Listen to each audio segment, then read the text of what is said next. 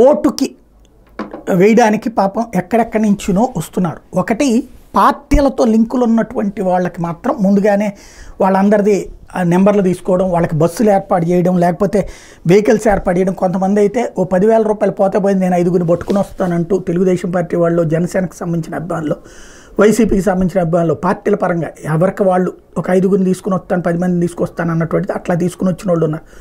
అలా కాకుండా నిజాయితీగా తమ ఓటు తాము వేద్దాం, వాళ్ళకి ఓటు అంటే ఎవరో ఒకరికే కదా వేసేది, అలా వేయడానికి హైదరాబాద్ నుంచి బెంగళూరు నుండి రావడానికి పెద్ద ఎత్తున ప్రిపేర్ అయితే రేట్లు అదిరిపోయినాయి అనమాట.